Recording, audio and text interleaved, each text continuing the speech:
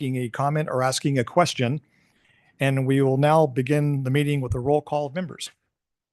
Thank you, Mr. Vice Chair, members of the Management Committee. I will go down the list of members alphabetically. Please unmute and indicate if you are present. Patrick Bandrew.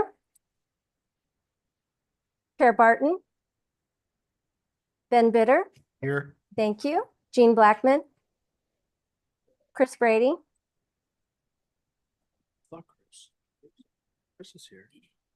Greg Caton. Here. Thank you. Andrew Ching. Ron Corbin. Dan Cotterman. Here.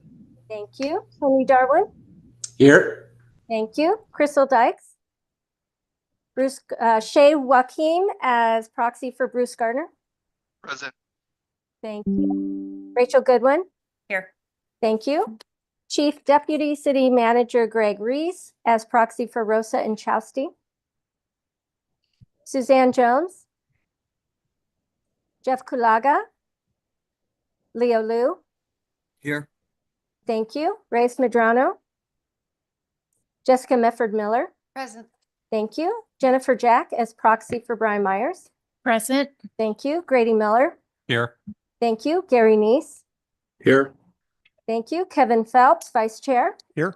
Thank you. Calvin Pilcher. Jim Pekorski. Bryant Powell. Here. Thank you. Deputy City Manager Justin Fair as proxy for Wynette Reed. Here. Thank you. Troy Smith. Here. Thank you. Jennifer Toth. Here. Thank you. Kathy Valenzuela. Here. Thank you. Bruce Walls. Matthew Williams. Bob Wingenroth. Joshua Wright. Here. Thank you. Is there anyone that I missed? Here. Thank you, Brady and Chris. Patrick Banger. To the party. Mr. Vice Chair, we have quorum. Great. Thank you very much. For those of you thinking that the stock market's been rocky for the last few days, let's wait till after this meeting before determining what is actually considered rocky. So I'm filling in for our chair who could not make it today. So with that, let's please stand for the Pledge of Allegiance. I pledge allegiance to the flag of the United States of America and to the republic for which it stands, one nation, under God, indivisible, with liberty and justice for all.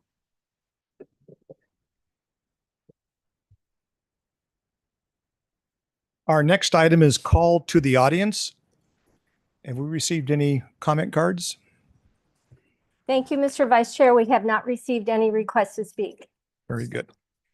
MAG also provides the opportunity for members of the public to submit written comments via the MAG website. Any comments received 2 hours prior to the meeting have been shared with committee members in advance of the meeting for consideration and will be included in the formal meeting minutes. Staff, have received any online written comments for the call to the audience?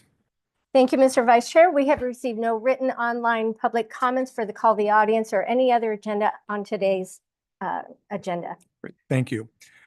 Next are our informational items. Items 4A and 4B are for information only. Does any member of the committee have questions or request a presentation of either of these items from staff? Hearing none, the next agenda item is number 5, approval of the consent agenda. Items 5A through 5G are on the consent agenda. Does any member of the committee have questions or request a presentation on any of these items?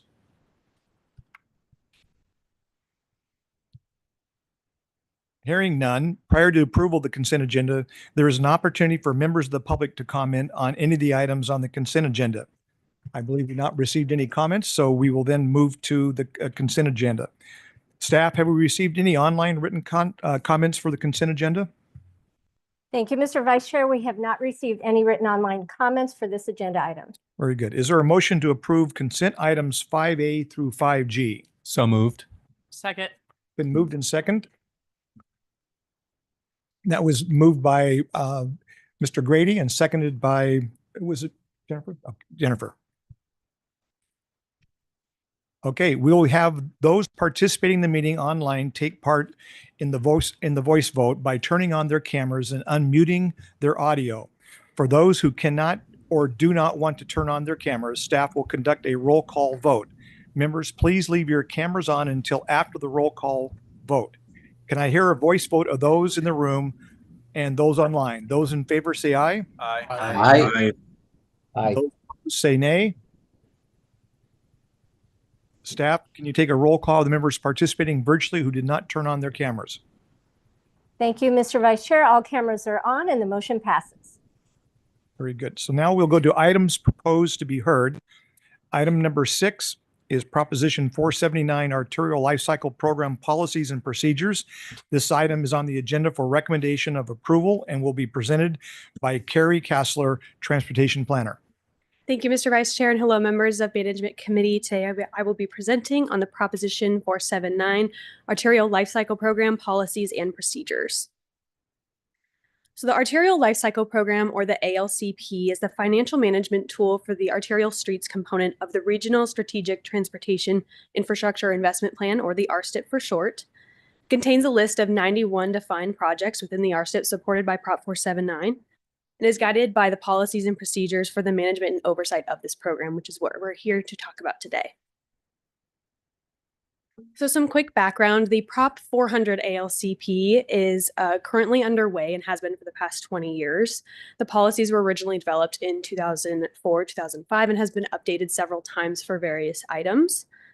This document was used as the base for the development of the Prop 479 ALCP. The program under 400 has been a resounding success, so we used that document and updated it to accommodate for the new program and align with the new program as well. So the main difference between these programs is the funding sources. The Proposition 400 ALCP is funded by the regional funds under the half-cent sales tax, as well as formula funds. The new program under Prop 479 is entirely funded by the dedicated half-cent sales tax. Ultimately, this makes it easier for member agencies since those funds are more flexible. So a policy development effort has been underway since June of last year with a working group comprised of member agency staff as well as MAG staff has reviewed and discussed the Prop 400 ALCP policies and updated them to create the new policies for the Prop 479 ALCP. A presentation was made to this committee in January of 2025 outlining the progress made by that working group, as well as some of the remaining items that we had some we sought guidance on. Some of those items included notable changes within the policy document that removed language related to federally funded projects, as this is no longer applicable.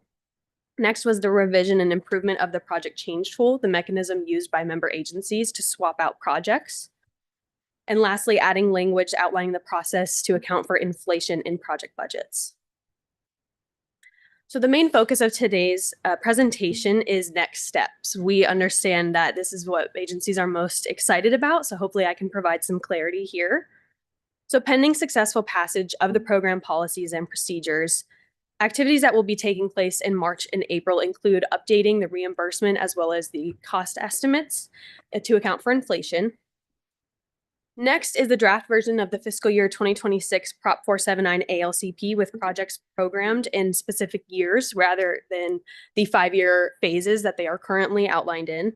This will be presented to the ALCP working group for discussion. And then again, the intent is that is intended to take place at the end of this month with discussions continuing through April.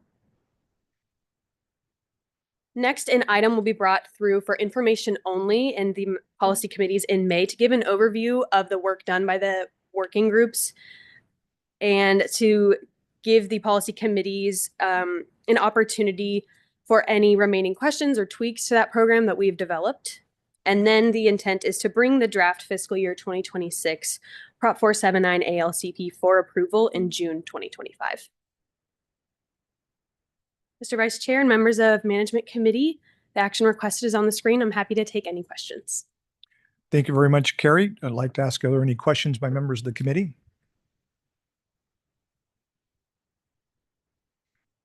Great. Seeing none, Prior to voting, there's an opportunity for members of the public to comment. Do we have any requests such? Thank you, Mr. Vice Chair. We have no requests to speak, and we have no online written comments either. Very good. As then Chair will entertain a motion to recommend approval of Proposition 479 arterial life cycle program policies and procedures. So moved. Rachel, and there's a second? Second. Second by Mr. Brady. Okay, we'll now have those participating in the meeting online take part in the voice vote by turning on their cameras and unmuting their audio. Hopefully you haven't forgot these instructions since 5 minutes ago. Members, please leave your camera on until after the roll call vote. Can I have a voice vote for those in the room and those online? Those in favor say aye. Aye. Those opposed, nay. Motion passes. Staff, can you take a roll call vote of the members participating virtually who did not turn on their camera? Thank you, Mr. Vice Chair. All cameras on, and the motion passes. Very good. Next, we move on to item 7, update on Proposition 479 Transit Lifecycle Program Implementation Activities. This item is on the agenda for information and discussion. Arminta Saeed, Policy and Initiative Program Manager, will present the Thank you, Vice Chair Phelps. Good afternoon, members of Management Committee. I'm here to provide an update on the Prop 479 Transit Lifecycle Program Implementation Activities. So as a quick reminder, this is one of the programs that is part of our Regional Strategic Transportation Infrastructure Investment Plan, like the item before me.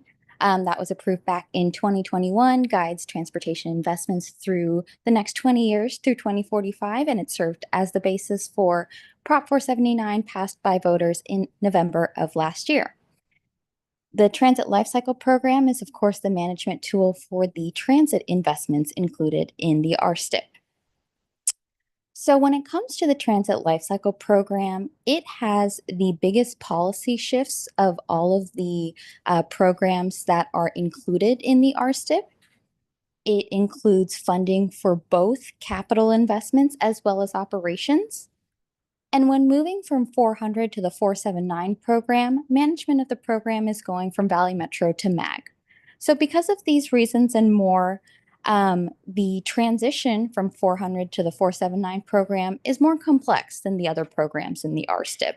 And so really the intent of today is to initiate the discussion on the 479 TLCP, is to have a high level overview of the program so that when we come back and have future discussions doing a deeper dive into the different elements and looking for policy feedback, looking for guidance, your guidance on development activities, you have the baseline, the foundation, the big picture of where those different details fit into the overall program itself. And so first, it's important to talk about how we got to the program as it stands today. And really how we did that is we looked back on the Prop 400 program and lessons learned from that program. And so I'll touch on the history of that a little bit. So when it comes to regional transit funding policy under the Prop 400 program, when we were here 20 years ago, developing the plan that served as the basis for Prop 400, it was the 2003 RTP.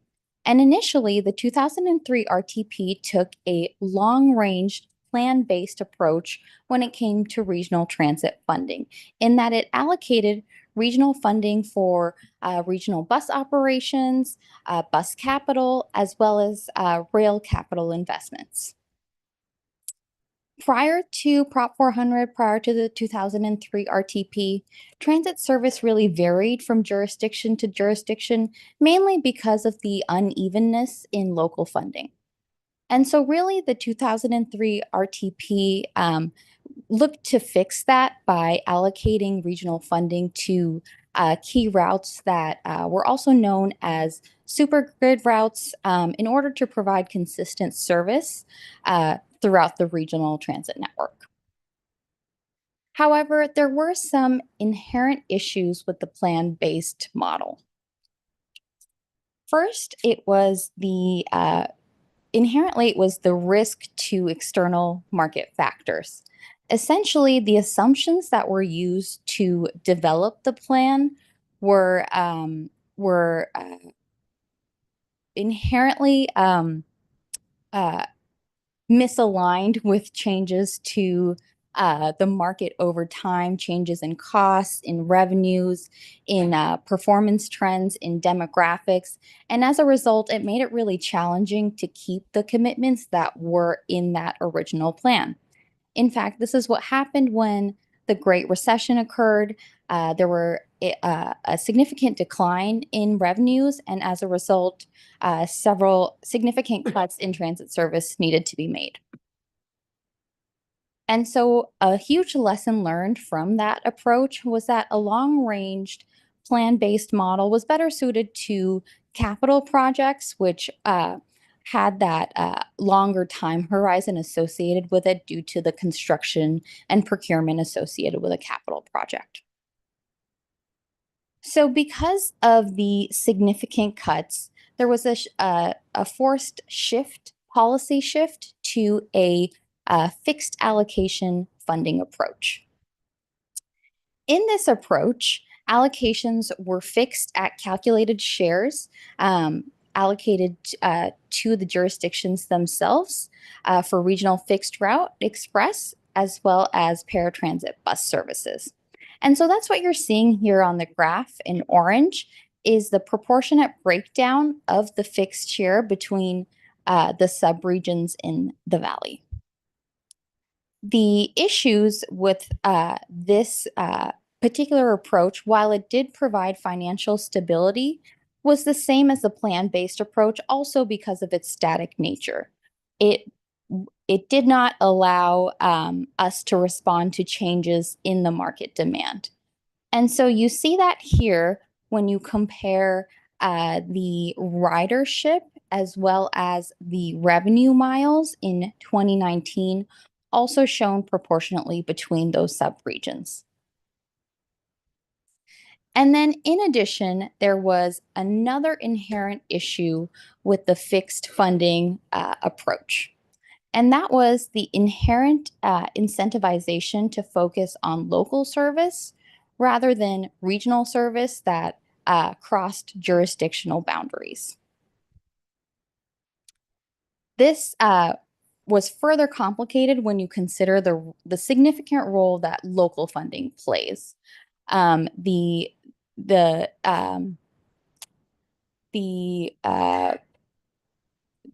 incentive to focus on localized service on top of the unevenness in local funding that goes towards providing transit service in this region really made the disparity between transit service from jurisdiction to jurisdiction very evident. And the reason that local funding plays such a big role when it comes to regional transit service is because of the significant amount of regional transit need in our region. And the fact that there just isn't enough funding available to cover that need.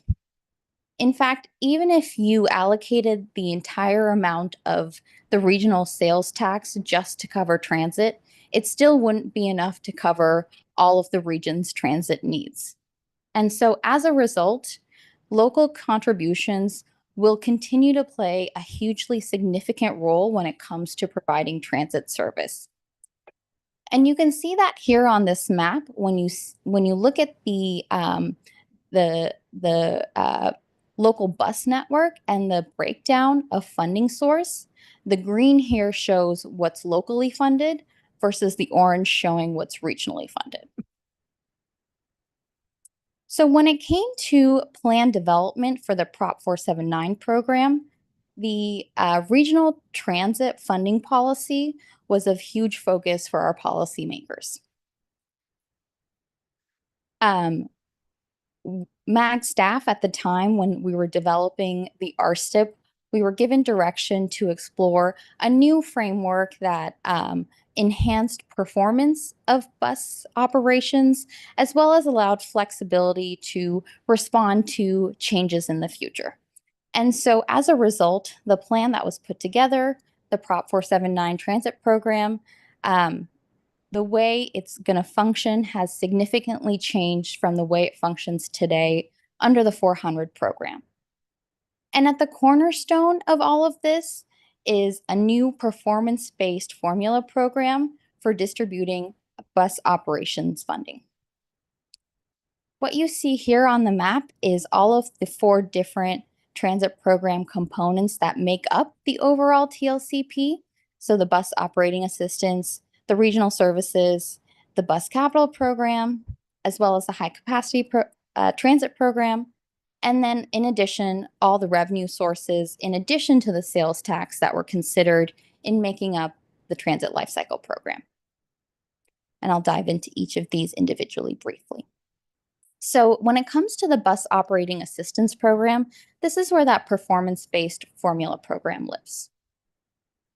So when it comes to the bus transit operating assistance program, the regional funding is no longer tied to specific routes. Rather, the funding is going to be allocated to jurisdictions specifically, but it'll be calculated on a cyclical basis, and it's going to be based on performance of fixed routes that are operating, that are in service.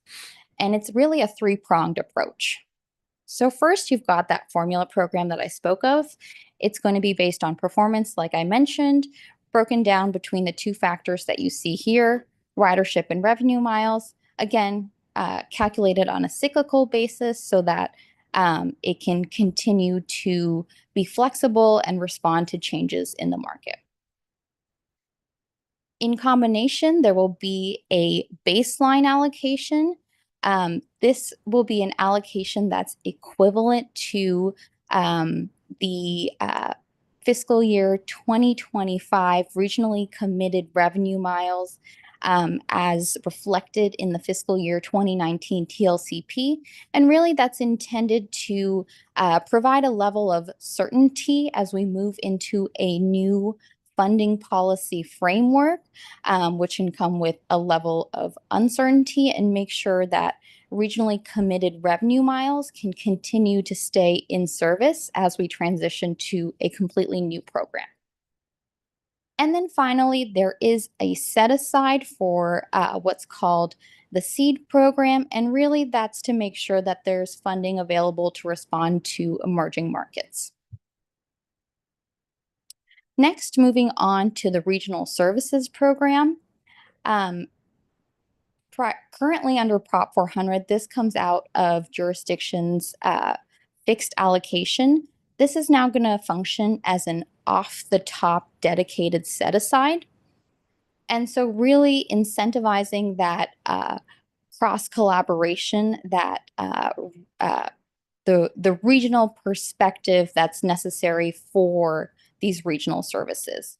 And so here I'm talking about express service, commuter bus service, also ADA paratransit, as well as transit operations support. And again, ensuring that we're focusing on these regional services from a regional perspective. And then in addition, there is the bus capital element where we'll continue 400 era policies that there's strong support for today, things like funding 100% of bus purchases, as well as the high capacity transit program, which outlines discrete projects to be funded. So what can you expect in terms of next steps? So when it comes to developing a full 479 TLCP, we'll be incorporating updated revenue forecasts, as well as working with our partners over at Valley Metro and member agencies to update the costs of the TLCP elements in the program. We'll also be working again with our partners to make sure that we are updating the needs, and we're updating and identifying the needs. So for example, incorporating the latest fleet plans, again, for those bus purchases, transit asset management, etc.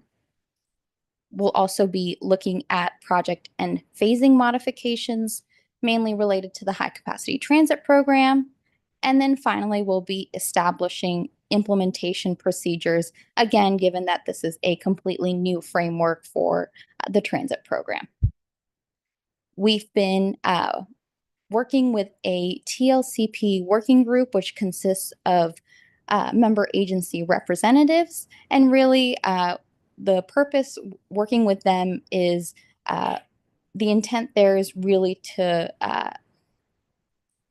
work together to define those implementation procedures, to refine some of this framework so that later we can come back to you and give an update on each of those elements that the working group has come together and finalized for your feedback. And so today we stand here in March initiating this conversation, which is an overview of the program. Moving forward between now through roughly fall, we'll be coming back a few more times, providing a more detailed update on each of those individual components, especially as we work further with the working group to define and refine each of these elements. In particular, you can expect likely around June, we'll come back and give a detailed update on the bus operating assistance program until ultimately we come back and request action to approve the fiscal 26-479 updated TLCP, as well as the TLCP policies and procedures. And finally, before I wrap up today, just a quick update when it comes to the 2026 TLCP, because transit operations are so dynamic. The budget procedures are, of course, already occurring at your agencies. What we've recommended before in front of policy committees and received support for is that the Prop 400 era policies will continue through the end of fiscal 2026. And any of these policies that I've discussed will not be implemented until fiscal 2027. So that concludes my presentation today. Be happy to take any questions. Well, thank you, Arminta, for the presentation. Do members of the committee have any questions or comments? Ms. Miller. Thank you, Mr. Chair. And thank you, Arminta, for your presentation. So a question on the philosophy of the performance-based approach, and I was not party to developing the RCIP, nor was Valley Metro Regional Public Transportation Authority party to developing the regional transportation policy, but you did reference several times working to remedy an unevenness in service. Can you describe how the performance-based approach mitigates an unevenness in service and how the transference of the TLCP from MAG to Valley Metro accomplishes that, perhaps even outside of the context of the post-recession jurisdictional equities? Yeah. So Vice Chair Philip, members of Management Committee, Ms. Metford-Miller, first I'd like to mention that the transition from Valley Metro to MAG and the remedy to fix the performance, those two items were not meant to be related in any way. I think the issue with the performance was really related to the funding-based approach that we were all as a region forced to shift to because of the recession and the funding cuts. And the performance-based formula program that is being shifted to under the 479 TLCP, it's really, I think, the cyclical nature versus the old fixed nature of the funding program that number one is going to help address changing market needs, or that was the intent of the change to the performance-based program. And secondly, it's looking at the those two performance criteria under the formula program, the ridership and the revenue miles, and then allocating the funding and reassessing the funding on a periodic basis based on those two factors. Thank you for that response, Arminta. Can you elaborate though, speaking directly to the performance-based approach, how is that going to ameliorate uneven service specific? I'm concluding you're making that connection. Is that correct? Sorry, would you mind repeating yourself? Or Yeah, maybe I'm performance-based misunderstanding. approach. So at the top of the presentation, you mentioned several times working to ameliorate unevenness in service, which I presume is service levels. And even today, most of the routes are regional or cross-jurisdictional. So how does the performance-based approach, let's have a conversation about how that mitigates an uneven, quote unquote, unevenness in service. So, Vice Chair Phelps, members of Management Committee, Ms. Metford Miller, maybe I stated it wrong. I meant the unevenness in funding, because the funding was fixed way back at like the levels from when the plan was originally implemented, and it had to stay at those ratios, I believe from back in 2005. And since 2005 to today, the market has shifted, demographic patterns have changed across the region, but we haven't been able to shift the funding accordingly to respond accordingly. And that's the change in performance that we're looking to address. So it would be correct to say performance-based approach seeks to achieve greater flexibility in the allocation of resources, whereas the plan-based approach fixed those investments rather early and was not sensitive to fluctuations in demand. Is that what I'm hearing? Yes. Thank you. Great. Thank you. Any other questions or comments by members of the committee? Can I just get clarification? Thank you for the presentation. I know this has been a sensitive topic. Just clarify for me that historically, the Prop 400, when those routes were established, right? Was that done, because I don't think I was here when that first started, but that history of when those routes were established versus today we're looking at doing performance-based.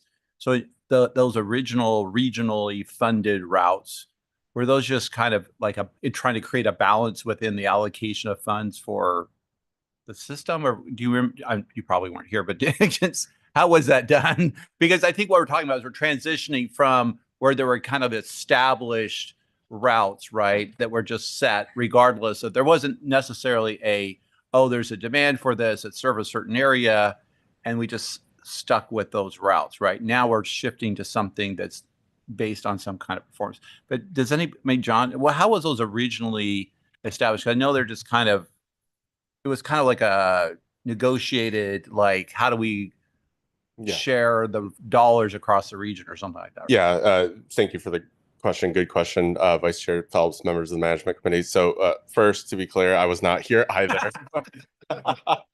But as a resident historian, and really I started work on the transit program back in 2008. So it certainly was, I would say, a planning exercise. So just keep in mind space and time where we were at in the early 2000s. We never had a dedicated funding stream for regional transit. So we didn't quite know what to do. And so, again, the inconsistencies in routes and really the attempt to provide better consistency across jurisdictions was the main focus. And so there was really a planning-oriented attempt at defining what those major routes would be to provide that regional connectivity. Again, if you look at the 2003 RTP, it's a very vast, expansive amounts of routes. They were certainly optimistic in the amount of transit coverage that could be fulfilled. But by and large, it was those routes that transverse the major regional arterials and cross jurisdictions. So to your point, there are some back and forth in the finer details, but by and large, they were looking at those major arterial corridors in the transit service that served it. So John, now going to this other approach, what would you say that, I mean, instead of having kind of a fixed planning concept that kind of was established at the very beginning, this is more, can we say dynamic, a process for determining where the routes might be in the future? Yeah, certainly, Mr. Chair or Vice Chair, members of the Management Committee. So it is dynamic, but it's also reflective of the fact, or cognizant of the fact, that there's transit that really provides the backbone of our service, and that the regional funding is intended to support and provide funding to fulfill that backbone. But at the same time, nobody has a crystal ball and can tell 20 years in the future. And so there needs to be some level of flexibility, variability. Our partners at Valley Metro do a great job of going through this iterative planning process to identify where service is most productive. And we need to be able to change, respond, to react to that. Thank you. Very good. All right. Any other questions or comments? Again, this was an informational and discussion item only. We will now go to item number 8, development of the MAG fiscal year 2026-27 biennial unified planning work program and budget. Mr. Zerker. Thank you, Mr. Chair. Just really quickly, I'll give you a verbal report on this. So every 2 years, MAG develops a 2-year unified planning work program and budget. So a little different from the cycles that you all are on, where every year you're in budget development. We do it on a 2-year cycle, and we do it with a unified planning work program that's a requirement with ADOT and the federal administrations, and a budget, which is what we're more used to. How do you manage your operations of your program? So we're doing those two things, but we're doing it on a 2-year cycle. So it's that program then gets reviewed by federal agencies and ADOT in the spring, and then approved by the regional council in May. So we bring it to you in pieces because it has these sort of complexities built into it. So the MAG work program development process and timeline is governed through an agreement with ADOT, ADOT holds the primary responsibility for administering federal funds in accordance with federal and state regulations. Last month, Kathy Christensen presented an overview of the budget development timeline, the programs that we're talking about, and then we broke it down for you all in terms of what does that mean for MAG member dues and assessments. And so if you remember, we were able to bring the dues and assessments total down this year, although it is a little bit uneven in how it applies because of who had 911 assessments and who did not. But overall, we've reduced the MAG dues and assessments in aggregate. This month, the subject is proposed compensation increase and staffing changes at MAG for fiscal years 26 and fiscal year 27. So just to explain that, over the last year or so, actually last couple of years that I've been here, I've undertaken a deliberate restructuring, deliberate review of operations with MAG staff, and that's resulted in a restructuring of our organization. Transportation has been consolidated from 2 divisions into 1. I also consolidated the regional analytics division from being a separate division into its more appropriate places within transportation and information technology. And that's allowed us to reduce some of our higher level administrative staffing positions. Another example, the economic development function, the policymakers decided that really wasn't the place for MAG to be going into the future. And so we've reduced and now are eliminating the economic development functions, including sunsetting the Economic Development Policy Committee. I've reduced our office and clerical services function to better align with sort of the modern workplace. Human services has been absorbed into a community initiatives division, and that allowed us to consolidate some executive and division leadership. So as a result of all that restructuring, the budget coming up will show a reduction in staffing from 125 authorized positions to 120 authorized positions. That reflects the reorganization here ongoing at MAG. And in addition, then we're proposing a 3.5% compensation package increase to both fiscal years, each fiscal year. That's proposed in order to retain and attract high quality staff that contribute to us being a high performing agency. Employee raises will be based on performance, and the 3.5% is an average, not an across the board number. We'll continue to look for efficiencies in our operations while also rewarding and recognizing high performance so that every possible dollar it can be freed up for projects and services to you, the member agencies. So that's the balance I'm trying to find, is keeping an agency running, but also making sure that we look at every dollar, because every dollar we can spend for projects for you as member agencies is value to you, while we still have to run an operation and reward our folks. So with that, I'm happy to answer any questions, but that's the sort of our where we are for this. Very good. Thank you, Mr. Zerker. Any questions at all for Ed? Excellent. Very good. Again, this was an informational and discussion item only. We'll now go to air quality update. Again, this is an informational and discussion item as well. And our presentation will be done by Matt Poppin, our environmental director. Matt. Thank you, Mr. Vice Chair and members of the Management Committee. I do want to give an update today on where we are in ozone, but before I do that, I do want to mention this is sort of breaking news for today. The EPA Administrator, Zeldin, has made a major announcement on a wide variety of programs that EPA is going to revisit, reconsider, and it touches air quality, it touches water quality, it touches greenhouse gases. So as we learn more about these announcements, we'll share them with the committee, but I do want to make you aware of that. If you get a chance today to go onto EPA's website, you can watch a two-minute speech from Mr. Zeldin on it. Some things that will directly impact us is it looks like they will be revisiting the PM 2.5 standard. They will be revisiting the interstate transport rule, the Good Neighbor Plan. Those are some of the things that will be discussed. So as we learn more about that, we'll keep you updated. But I wanted to mention that first before we get into the details of ozone. I wanted to bring back this ozone timeline because we're getting close to some big milestones. And so I know there's a lot of information on here, but I wanted to walk it through with you so you can understand where we are as a planning agency and how we're addressing these milestones with the information that we have currently. So starting back on the left side of this timeline, we are currently under this EPA finding of failure to submit a moderate area plan, which has some significant EPA actions associated with that. We were supposed to attain the standard on August 3rd, 2024, and we didn't make it at that time. The current standard is 70 and we were at 80, so we're 10 parts per billion over that. That does include impacts from wildfires and international emissions, but the bottom line is we didn't attain that standard. Because of that, under the Clean Air Act, EPA is required to reclassify the region to serious. The Clean Air Act gave them up to February 3rd, 2025. EPA has not taken that action yet, so we're still in a little bit of a limbo on what EPA is going to do in terms of our reclassification. I do want to mention that there is the Center for Biological Diversity has filed what they call a notice of intent to sue EPA to force them to make this action. This will take several months to work its way through the courts, to work its way through EPA administration.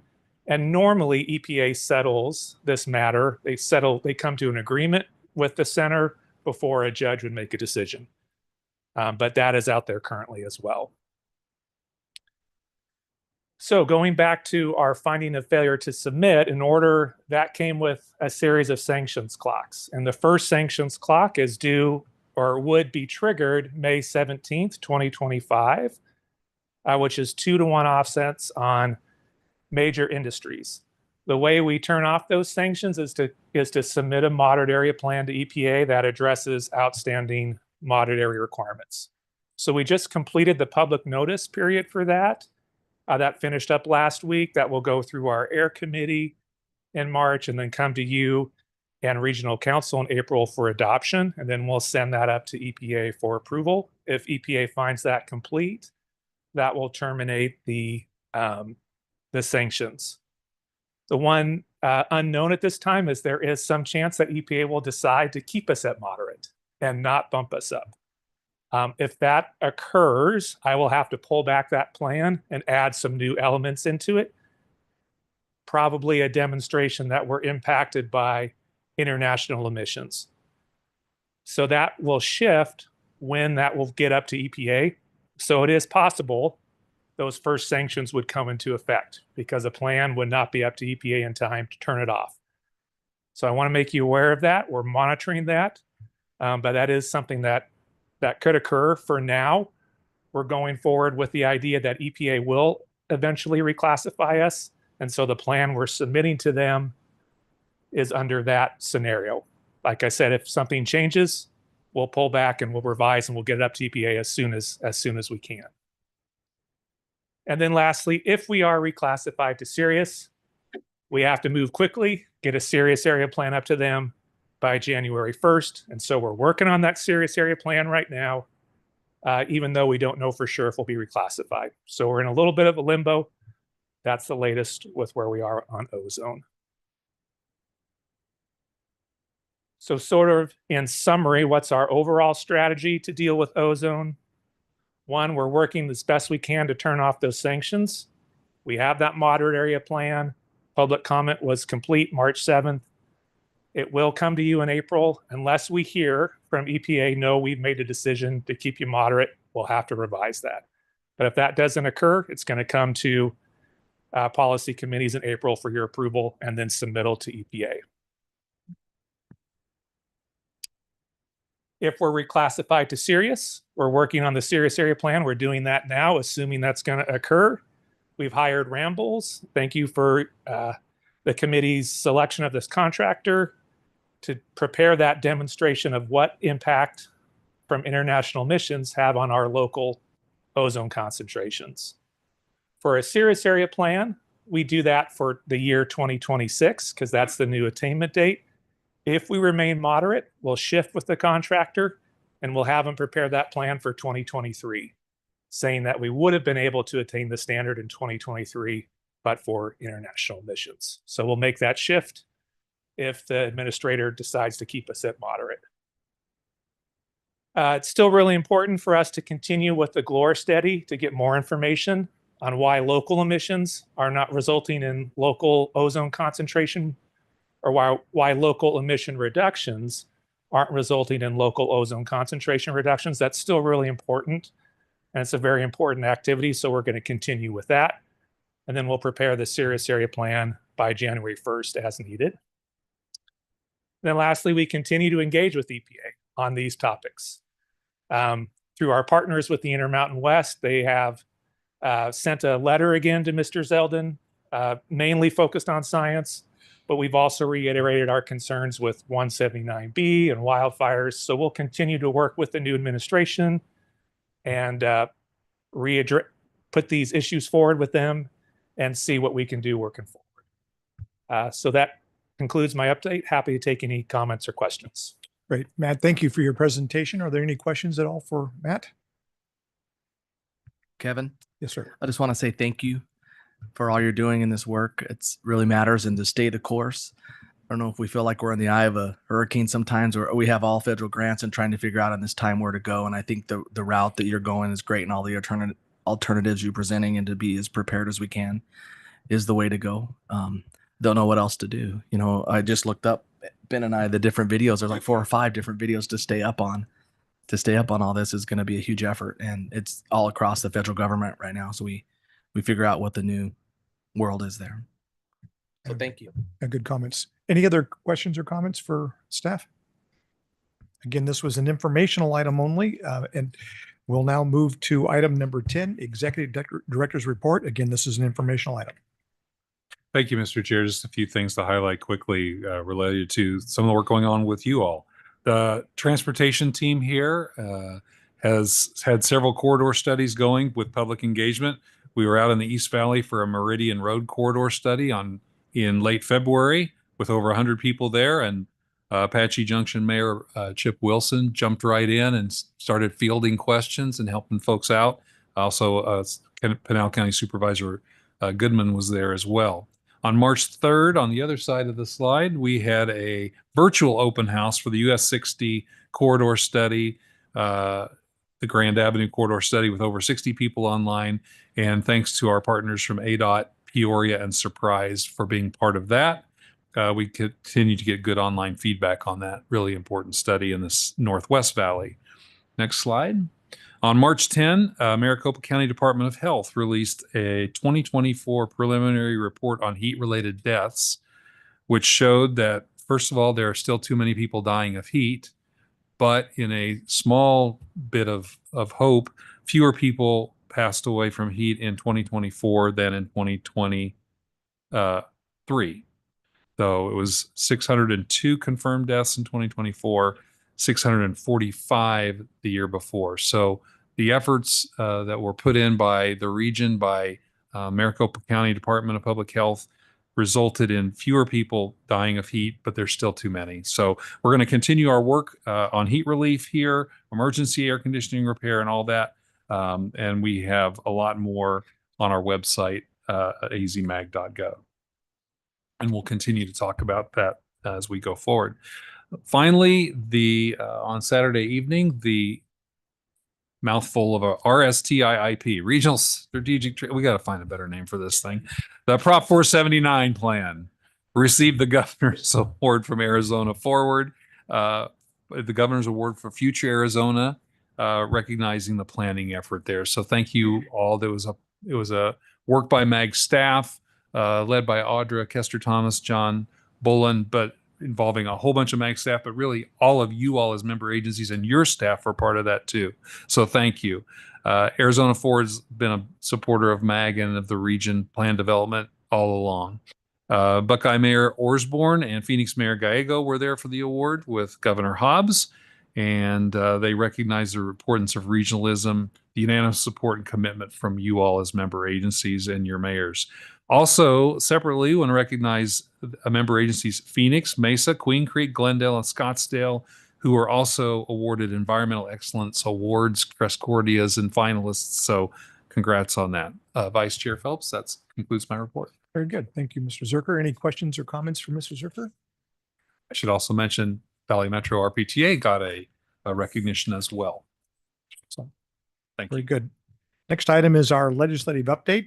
This will be provided by Samantha Klakalak. Welcome.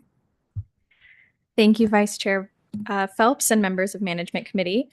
We are in the 9th week of the legislative session, and the deadline for bills to be heard in their committees of the Chamber of Origin has passed, as well as crossover week has passed as well. And the legislature has now started committee hearings for bills in the opposite chamber. So we continue to monitor several transportation, housing, and environmental quality bills. Notably, HCR 2035 and its companion SCR 1004, vehicle mileage tracking tax prohibitions. SCR 1004 has passed out of the Senate, and HCR 2035 has been heard in Committee of the Whole in the House. As these are now identical pieces of legislation, if both pass out of their chamber of origin, they could be flipped and third read, which would expedite their process for passage. And these resolutions, again, to reiterate, are, if sent to and approved by the voters, could have potential impacts on HERF revenues and modernizing future funding for HERF, as well as impacting MAG's air quality efforts and planning. SB 1086, Transportation System Performance ADOT, passed Senate Cow and is awaiting third read. Again, this bill addresses transportation planning related definitions and transportation system performance factors for highway, arterial, and transit projects.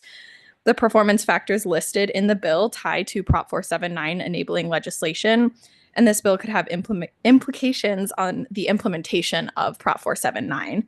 You may recall that this language is similar to language that was initially placed on the ADOT continuation from last year at the beginning of the legislative session, and MAG noted significant concerns at that time as well, and the language was ultimately taken off of the continuation bill.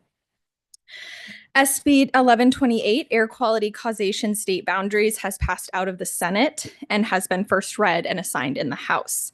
This bill requires the Department of Environmental Quality to consider specific factors related to transport of emissions from another state and effects related to solar radiation or heat when revising the state implementation plan or rules thereof.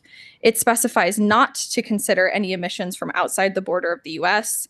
We are tracking this legislation, as Matt just gave a wonderful update on our air quality efforts as it relates to environmental quality work here at MAG that is related to our ozone non-attainment area.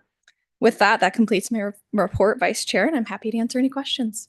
Excellent, Samantha. Any questions or comments from the committee? Great, thank you. Thank you.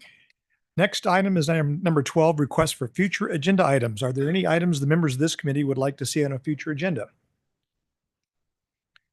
All right, seeing none, are there any comments or announcements from the membership in general? Recognize Vice Chair, you, the announcement that you had in the Business Journal. Congratulations on your plans for your future. So as Whatever chair, we have to embarrass you from this seat. So, Whatever that will be. I was thinking, I don't know about the rest of the city managers here, but I'm sure glad there's staff going down and hanging out the legislature every day, because I'd rather spend all day in a workshop with my council every day of the week than to do that. So good job on the staff. And so with that, we are adjourned.